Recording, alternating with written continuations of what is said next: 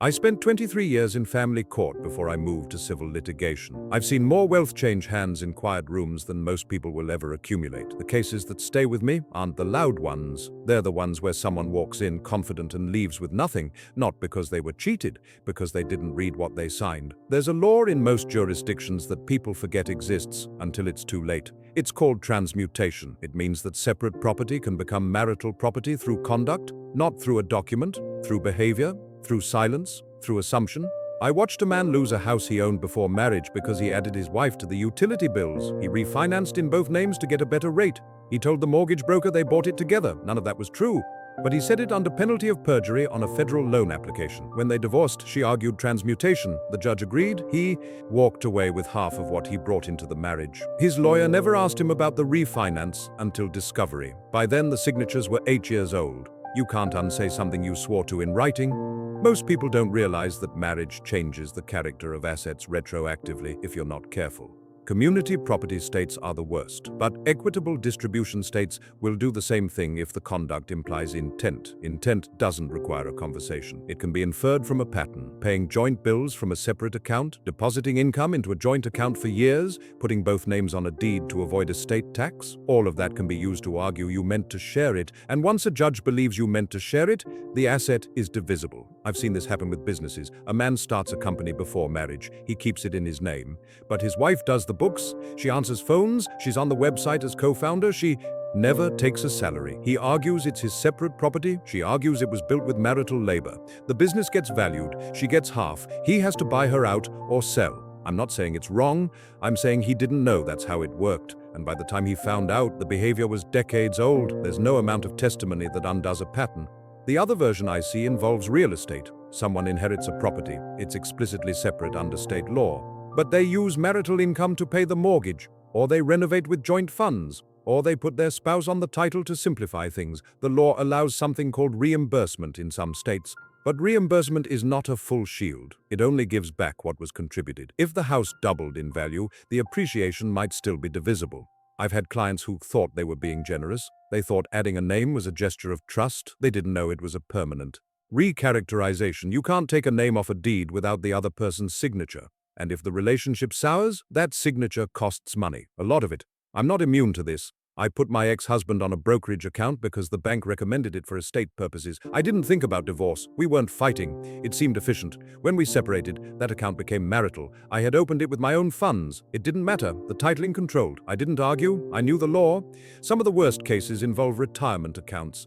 People assume a 401k is always separate. It's not. Contributions made during marriage are marital, even if the account is only in one name, even if the other spouse never worked. If you contributed $5,000 a year for 15 years, that's $75,000 in contributions, but the account grew. Now it's worth $300,000. The growth is marital too if it came from marital contributions. You can trace separate contributions if you kept records. Most people don't. They have quarterly statements going back maybe 5 years. The rest is gone.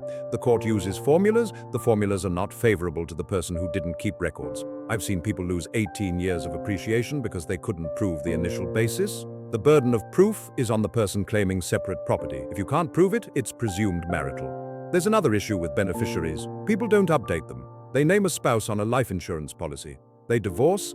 They assume the divorce decree overrides the beneficiary designation. It usually doesn't. If the policy still names the ex-spouse gets the money. I've had adult children hire me to contest this. They lose. The policy is a contract. The contract controls. It doesn't matter what the divorce decree says unless the policy was specifically addressed in the decree. And even then, enforcement is difficult. Same with retirement accounts. I once reviewed a case where a man died 6 months after his divorce.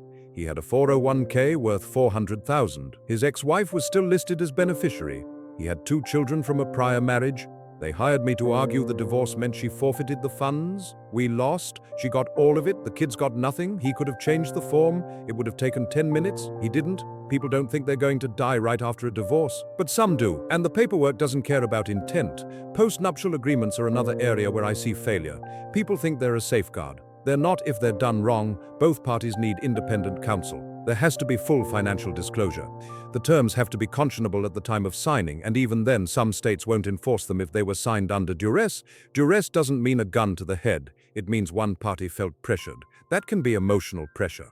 That can be financial pressure. I've seen postnups thrown out because one spouse filed for divorce and then offered to reconcile only if the other signed an agreement. The judge called it coercive. The agreement was void. Everything went back to default rules. People also misunderstand what a postnup can do. It can't eliminate child support, it can't waive alimony if the waiver is unconscionable, it can't hide assets from creditors, and it can't override a premarital agreement unless both parties agree to modify. I've had clients spend $30,000 on a postnup that did nothing. The lawyer who drafted it didn't specialize in family law, the language was vague, the court ignored it. Another quiet issue is commingling. It happens without anyone noticing. You deposit a tax refund into a joint account. You use joint funds to pay a credit card that has separate charges. You transfer money between accounts to cover cash flow. After a few years, everything is blended. You can't trace it anymore. The law calls this commingling. Once assets are commingled, they're presumed marital. You can try to trace them with forensic accounting. That costs $40,000 to $70,000 depending on complexity. And even then, the accountant can only go back as far as the records allow. Most banks purge records after 7 years. If your commingling started before that, you're done. There's no way to unscramble it. Some people think a separate account protects them. It doesn't if marital funds touch it, or if the account is used for marital purposes. I had a client who kept a separate account for 20 years, but he paid the mortgage from it, and the mortgage was on the marital home. The account was recharacterized. He thought the title of the account mattered. It didn't. The use mattered. There's also the issue of passive appreciation versus active appreciation. If you own a rental property before marriage, the passive appreciation is usually separate. That means if the property goes up in value just because the market improved, that's yours. But if the property goes up in value because you renovated it with marital funds, that's active appreciation. Active appreciation is marital. The math gets complicated. Courts hire appraisers. Appraisers disagree. You end up spending $50,000 to argue over a $100,000 gain, and the court splits it anyway. People don't plan for this, they just manage the property and assume everything will sort itself out. It won't. Another thing people forget is that debt is divisible too. If your spouse runs up a credit card during the marriage, you might be liable for half, even if you didn't know about it, even if your name isn't on the card. Some states treat debt incurred during marriage as joint.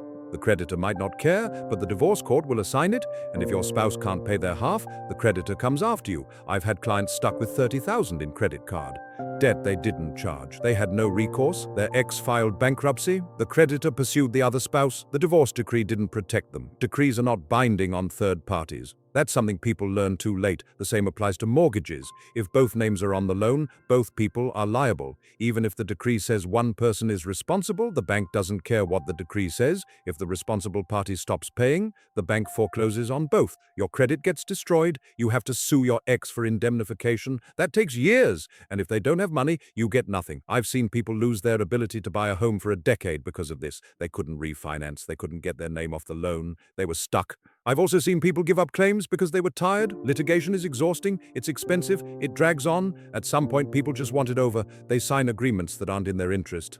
They waive claims they could have won. They do it because they can't afford another year of depositions, or because their lawyer told them the judges are unpredictable. I don't blame them. But I've watched people walk away from $200,000 because they didn't want to fight anymore. That money doesn't come back. There's no appeals process for exhaustion. The worst part is how quiet it all is. No one sees it happen. There's no ceremony, no announcement, just a signed order and a closed file. One person rebuilds, the other doesn't. 20 years later, the gap is insurmountable. And it all started with a utility bill, or a joint account, or a name added to a deed, or a beneficiary form that was never updated. People think the big decisions are the ones that matter. They're not. It's the small ones, the ones that seem harmless, the ones you do because it's easier, or because someone suggested it, or because you didn't think it mattered. Those are the ones that cost everything. I'm not telling you this to scare you. I'm telling you because it's already happening. Right now, someone is signing something they'll regret. Someone is adding a name they shouldn't. Someone is commingling funds without knowing, and in 10 years, they'll sit across from someone like me. And I'll tell them what they should have done, and it won't matter, because the document is already recorded, the account is already joint, the law has already moved. I stopped taking new clients last year. I have enough files to finish. After that, I'm done. But the cases don't stop. They never do.